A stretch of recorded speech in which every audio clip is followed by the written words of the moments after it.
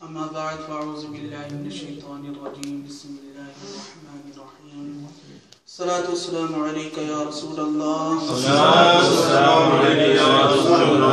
وعلى آلك وصحابك يا حبيب الله الصلاة والسلام عليك يا نبي الله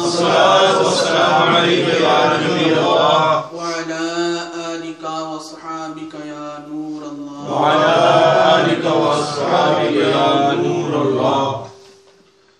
بیان سے قبل اچھی نیتیں کر لیتے ہیں کہ جتنی نیتیں اچھی ہوں گی اتنا ہی اجر و ثواب بھی زیادہ ہوگا. بعض معاملات میں یہ نیت کرنا شرط ہوتا ہے. مثال کے طور پر نماز کے اندر جو ہے یہ نیت کرنا یہ شرط ہے. نماز کی 6 شرائط ہیں: طہارت ہے، ستر عورت ہے، استقبال قبلہ ہے، وقت ہے، نیت ہے اور تکبیر تحریمہ ہے. طہارت کیا ہے؟ کہ نمازی جس جگہ نماز پڑھ رہا ہے وہ پاک ہو، نمازی کا لباس پاک ہو اور نمازی کا جو ہے یہ بدن بھی پاک ہو. یہ کیا ہے؟ طہارت. اور دوسری شرط ہے ستر عورت. مرد کے لیے جو ہے یہ ناک کے عین نیچے سے لے کر گھٹنے سمیت بدن کا چھپا ہونا یہ ضروری ہے. یہ بھی کیا ہے؟ شرط ہے اور یہ ستر عورت ہے. تیسری شرط کیا ہے؟ استقبال قبلہ، یعنی قبلے کی جانب رخ کر کے نماز کو ادا کرنا. اگر کوئی شخص ایسی جگہ پر ہے جہاں اسے علم نہیں ہو پا رہا کہ قبلہ کس جانب ہے، شناخت نہیں ہو پا رہی، تو اس کے لیے حکم یہ ہے کہ تحری کرے گا، غور و فکر کرے گا اور جہاں قبلہ ہونا جمے گا اسی رخ کی طرف نماز کو ادا کرے گا. تو یہ کون سی شرط ہے؟ استقبال قبلہ. جو چوتھی شرط ہے وہ وقت ہے، یعنی وقت کا ہونا ضروری ہے. مثال کے طور پر ظہر کی نماز کو ادا کرنا ہے تو ظہر کا وقت ہونا ضروری ہے. عصر کی نماز کو ادا کرنا ہے تو عصر کا وقت ہونا ضروری ہے. اگر کسی بندے کا جی کرے کہ بھائی میں نماز ظہر جو ہے فجر کے وقت میں پڑھ لوں، جہاں مغرب کی نماز جو ہے یہ ظہر کے وقت میں پڑھ لوں، تو ایسا نہیں ہوگا. جس وقت میں جو نماز پڑھنی ہے اس کا وقت ہونا ضروری ہے. اور 5ویں شرط جو ہے یہ نیت ہے. اب نیت کسے کہتے ہیں؟ نیت کہتے ہیں قلب کے ارادے کو، دل کے ارادے کو نیت کہتے ہیں. زبان سے کہہ لینا یہ مستحب ہوتا ہے. اور نیت کا ادنا درجہ یہ ہے کہ اگر آپ سے کوئی پوچھے کہ آپ نے کون سی نماز ادا کی ہے تو آپ فوراً بتا دیں کہ میں نے فلاں نماز کو ادا کیا ہے. عصر کی نماز بالفرض پڑھی ہے تو کوئی آپ سے پوچھے کہ آپ نے بھائی کون سی نماز ادا کی ہے تو آپ فوراً بتا دیں کہ میں نے نماز عصر پڑھی ہے. اگر اس معاملے میں غور و فکر کریں گے کہ نہ جانے پتہ نہیں کون سی نماز ادا کر دی تو اس صورت میں نماز نہیں ہوگی. تو نیت کیا ہے؟ قلب کا ارادہ، دل کا ارادہ. تو یہ نماز کی 5ویں شرط ہے. اور تکبیر تحریمہ یہ نماز کی 6ٹھی شرط ہے، یعنی اللہ اکبر کہنا. کیا کہنا؟ اللہ اکبر. یہ نماز کی 6ٹھی شرط ہے. تو ہم نیت کرتے ہیں کہ اللہ تبارک تعالیٰ کی رضا کی خاطر بیان کو کریں گے اور بیان کو سنیں گے اور سن کر عمل کریں گے اور دوسروں تک پہنچائیں گے. اور اللہ تبارک تعالیٰ کے فرمان عالی شان ادعو الی سبیل ربک بالحکمہ، بلا اپنے رب کی طرف حکمت کے ساتھ اور اچھی نصیحت کے ساتھ. اس پر انشاءاللہ عز و جل عمل کریں گے. اور نبی کریم رؤوف رحیم صلی اللہ علیہ وسلم کے فرمان عالی شان بلغوا عنی ولو آیہ، پہنچا دو میری طرف سے اگرچہ ایک ہی آیت تو انشاءاللہ اس پر بھی عمل کریں گے. صلو علی الحبیب صلی اللہ تعالی علی محمد صلی اللہ علیہ وآلہ وسلم. سلطان محمود غزنوی رحمت اللہ تعالی علیہ کے پاس ایک شخص آیا، اور یہ جو سلطان محمود غزنوی رحمت اللہ تعالی علیہ ہیں جس زبردست عاشق رسول تھے، رحم دل اور نیک دل اور نیک سیرت بادشاہ تھے. یہ ایسے زبردست عاشق رسول تھے کہ ان کا وزیر تھا ایاز، اور ایاز کا بیٹا تھا. انہوں نے ایک مرتبہ ایاز کا جو بیٹا تھا اسے یہ کہہ کر مخاطب کیا، اسے پکارا، اے ابن ایاز، اے ایاز کے بیٹے.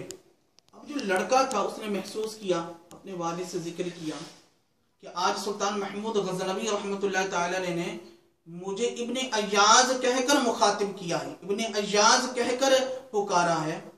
اب جو وزیر تھے ایاز، انہوں نے اس بات کا ذکر کیا سلطان محمود غزنوی رحمۃ اللہ تعالی علیہ سے، تو انہوں نے کہا کہ بات دراصل یہ تھی کہ جب میں نے تمہارے بیٹے کو پکارا اس وقت میرا وضو نہیں تھا، اور میں نے یہ گوارا نہیں کیا کہ لفظ محمد کو بے وضوئی کی حالت میں اپنی زبان سے نکالوں. تو ایسے زبردست یہ عاشق رسول تھے. ان کے پاس ایک شخص آیا اور کہنے لگا کہ میری بڑی عرصے سے یہ خواہش تھی، دیرینہ خواہش تھی کہ مجھے نبی کریم رؤوف الرحیم صلی اللہ علیہ وآلہ وسلم کی زیارت ہو، اور کل میری قسمت انگڑائی لے کر جاگ اٹھی. مجھے خواب میں نبی کریم رؤوف الرحیم صلی اللہ علیہ وسلم کا دیدار ہوا. میں آقا علیہ السلام کے دیدار سے مشرف ہوا. میں نے آقا صلی اللہ علیہ وآلہ وسلم کو خوش پا کر، مسرور پا کر آقا صلی اللہ علیہ وسلم کی بارگاہ میں عرض کیا، یا رسول اللہ صلی اللہ علیہ وسلم، میں مقروض ہوں، مجھ پر قرضہ ہے، اور مجھے یہ خوف ہے، مجھے یہ خدشہ ہے کہ کہیں ایسا نہ ہو کہ میری موت واقع ہو جائے اور میں بارے قرض لے کر جو ہے یہ قبر میں چلا جاؤں. تو آقا صلی اللہ علیہ وآلہ وسلم نے ارشاد فرمایا، تم سلطان محمود غزنوی کے پاس جاؤ، وہ تمہارا قرضہ اتار دے گا. اب خواب میں دیکھنے والا جو عرض کہ یا رسول اللہ صلی اللہ علیہ وسلم، وہ مجھ پر اعتماد کیسے کریں گے، یقین کیسے کریں گے؟ آپ کرم فرمائیں تو مجھے کوئی نشانی بتا دے، کوئی علامت بتا دے تاکہ وہ مجھ پر اعتماد کر لیں، مجھ پر یقین کر لیں. تو نبی کریم رؤوف الرحیم صلی اللہ علیہ وآلہ وسلم نے ارشاد فرمایا، تم اس سے کہنا، اے محمود، تم رات کے اول حصے میں 30,000 مرتبہ درود و سلام پڑھتے ہو، کہ جب بیدار ہوتے ہو رات کے آخری حصے میں، شب کے آخری حصے میں 30,000 مرتبہ درود و سلام پڑھتے ہو. تو یہ بات جو ہے یہ بیان کر رہا تھا، یہ خواب میں دیکھنے والا شخص جو ہے اپنا خواب جو سلطان محمود غزنوی رحمۃ اللہ علیہ سے بیان کر رہا تھا. تو جب اس نے اپنا خواب بیان کیا تو سلطان محمود غزنوی رحمۃ اللہ تعالی علیہ اشکبار ہو گئے، گریہ کرنے لگے، رونے لگے، اور اس کا قرضہ اتار دیا اور مزید 1,000 درہم دی. اب جو وزراء تھے انہوں نے کہا، حضرت آپ نے ایک ناممکن سی بات پر عمل کر لیا، ہم بھی آپ کی خدمت میں ہوتے ہیں اور ہم نے کبھی دیکھا نہیں کہ آپ کی اتنی کثرت سے درود و سلام پڑھتے ہو، اور ایک شخص رات کی قلیل حصے میں 60,000 مرتبہ درود و سلام کیسے پڑھتا ہے؟ سلطان محمود غزنوی رحمۃ اللہ علیہ کہتے ہیں کہ بات جو تم نے کی ہے یہ درست ہے، لیکن میں نے علماء کرام سے سنا ہے کہ جو 10,000 درود و سلام ایک مرتبہ پڑھے گا اسے 10,000 درود و سلام کا ثواب عطا کیا جائے گا. اور میں اس 10,000 درود و سلام کو رات کے اول حصے میں 3 مرتبہ پڑھ لیتا ہوں، اور پھر جب بیدار ہوتا ہوں تو رات کے آخری حصے میں اس درود و سلام کو 3 مرتبہ پڑھ لیتا ہوں، اور میرا یہ حسن ظن ہوتا ہے، میرا یہ گمان ہوتا ہے کہ میں نے 60,000 مرتبہ درود و سلام پڑھ لیا. اور جب یہ عاشق رسول آیا اور اس نے آقا صلی اللہ علیہ وسلم کا خواب بیان کیا تو مجھے اس بات کی تصدیق ہو گئی کہ علماء نے صحیح بیان فرمایا. درود و سلام پڑھنے کے بے شمار فضائل و برکات ہیں. درود و سلام سے غم دور ہوتے ہیں، فکریں دور ہوتی ہیں، پریشانیاں دور ہوتی ہیں. تو یہ کوشش کرنی چاہیے کہ روزانہ 313 مرتبہ درود و سلام ضرور پڑھیا کریں. اور امیر اہل سنت دامت برکاتہم العالیہ نے جو ہمیں مدنی انعامات عطا فرمائے ہیں، ان مدنی انعامات میں سے ایک مدنی انعام یہ بھی ہے کہ روزانہ 313 مرتبہ درود و سلام پڑھا جائے. امیر اہل سنت دامت برکاتہم العالیہ کی ہستی وہ ہستی ہے کہ جن کی نگاہ فیض سے لاکھوں مسلمان نمازی بن گئے ہیں، لاکھوں مسلمانوں کے چہروں پر آقا صلی اللہ علیہ وسلم کی سنت سج گئی ہے. تو یہ میرے اہل سنت دامت برکاتہم العالیہ فرما رہے ہیں کہ 313 مرتبہ جو ہے درود و سلام پڑھا جائے. تو انشاءاللہ نیت کرتے ہیں کہ 313 مرتبہ روزانہ درود و سلام پڑھیں گے. صلو علی الحبیب صلی اللہ علیہ وسلم. सलातु व सलामुन अलैका या सय्यदी या रसूल अल्लाह सल्लल्लाहु अलैहि वसल्लम।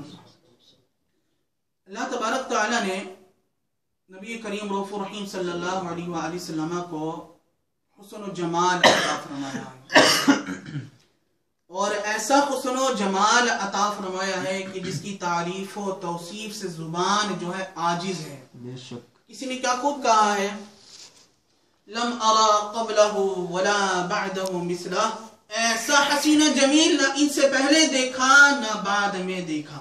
अल्लाह तबारक तआला अंबिया किराम अलैहिमुस्सलातु वस्सलाम को हुस्न व जमाल अता फरमाता है। तमाम अंबिया किराम अलैहिमुस्सलातु वस्सलाम साहिबाने हुस्न व जमाल थे। अल्लाह तबारक तआला ने इनको हुस्न व जमाल अता फरमाया। हज़रत मूसा अलैहिस्सलातु वस्सलाम